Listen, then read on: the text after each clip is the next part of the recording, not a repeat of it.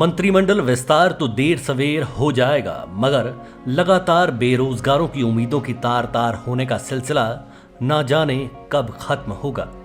खबर आ रही है कि सचिवालय में मंत्रियों के बैठने के इंतजाम होना शुरू हो गए हैं और उनके लिए जल्द ही नई फॉर्च्यूनर गाड़ियों का बंदोबस्त भी हो जाएगा और सरकार ने इस बाबत तैयारियां भी शुरू कर दी हैं। सवाल उठता है कि आखिर व्यवस्था परिवर्तन क्या आम आदमी के लिए ही है? नेताओं की जमात के लिए तो कोई व्यवस्था परिवर्तन होता नजर नहीं आ रहा है।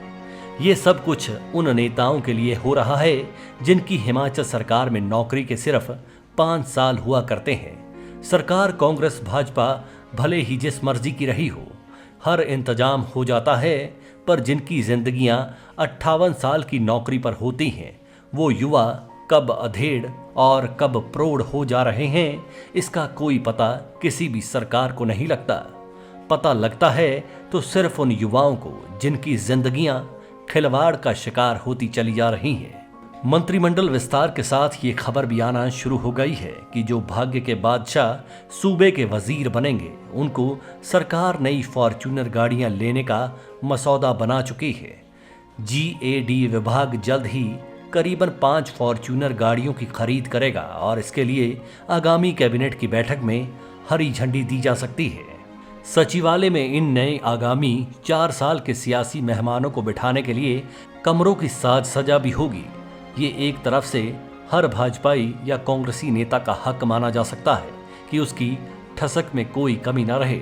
पर्दों के रंगों से लेकर सोफों के रंग और साथ में मछलियों के एक्वेरियम तक मछलियों के रंगों और उनके प्रभावों तक का ध्यान रखा जाता है, लेकिन जनता की कसक, युवाओं के दिलों की तड़प का ध्यान किसी को नहीं रहता।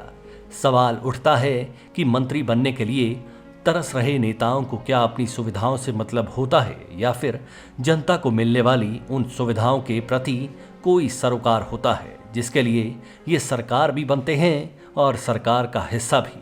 सवाल ये भी बनता है कि क्या जब ये लोग मंत्री या किसी अहम ओहदे पर नहीं होते हैं, क्या तब भी ये लोग इसी तरह की आला सुविधाओं का बंदोबस्त अपने लिए अपने खर्चे पर पूरा करते हैं? क्या कथित पदों की लालसा इन्हीं सुविधाओं और रसूख के लिए होती है?